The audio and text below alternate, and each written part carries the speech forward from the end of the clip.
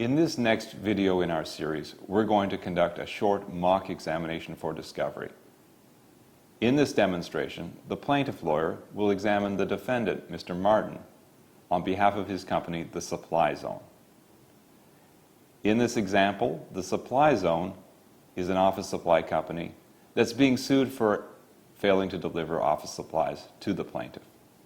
We hope that this simple demonstration will show you what a discovery looks like in a real case and help you be more prepared and more comfortable for when you are being examined in your case.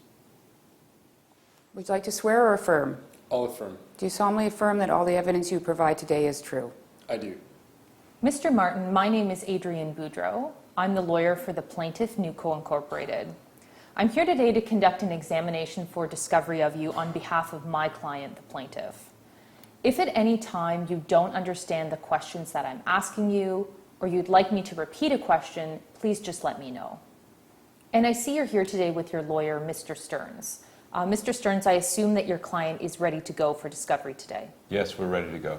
That's good. Sir, I understand that you've provided a solemn affirmation that you're going to answer all the questions that I ask you today truthfully and to the best of your ability. Yes. State your full name for the record. John Martin.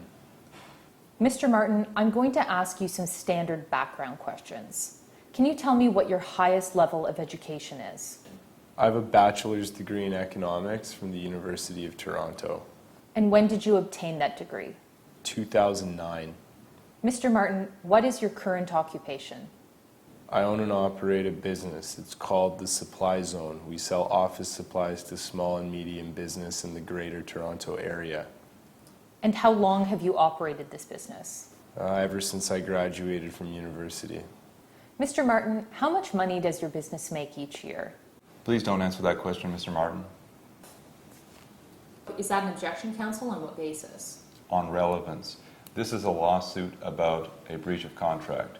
Your client alleges that Mr. Martin and his company failed to deliver office supplies and breached its contract with your client. How much money his company makes is not relevant to this lawsuit. I'll move on. Mr. Martin, I'd like you to bring up tab 1 of your Affidavit of Documents.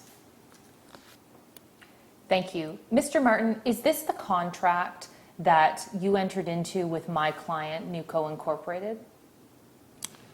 Yes, it is. Now, this contract says that deliveries will be made in accordance with your company's standard terms and conditions. Where does it say that? Right there at paragraph 5.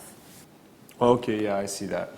Mr. Martin, I don't believe that your company provided us with a copy of the standard terms and conditions in your Affidavit of Documents. Oh, didn't we?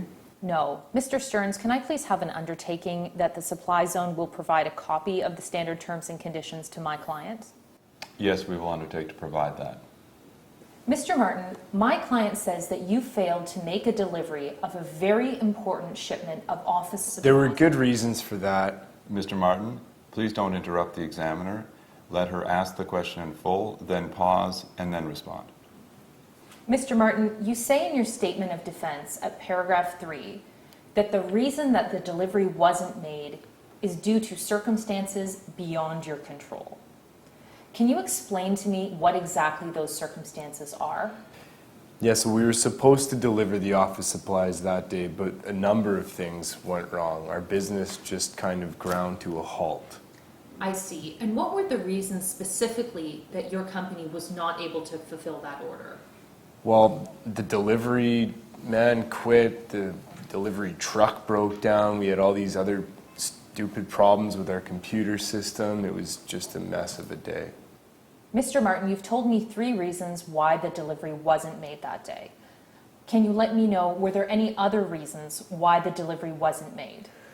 Well, those are all the reasons I can recall right now. Well, if you think of other reasons why the delivery wasn't made, you'll let us know? Yeah. Mr. Martin, when were you able to finally make the delivery of office supplies to my client? Well, I'm not too sure, but if I had to guess, it would have been... Please don't guess. If you don't know the answer, then you should just say so. Okay, I don't know. I'll check my notes. Counsel, can we have an undertaking that you will provide us with the date of when the delivery was actually made? Yes, we will provide that to the best of our ability. Mr. Martin, are you aware that my client asked you on at least 3 separate occasions for the reasons why the delivery wasn't made? Yes. Well, my client got no answer to those inquiries. That's not true at all. We sent your client an email explaining everything. Now, is that email listed in your Affidavit of Documents?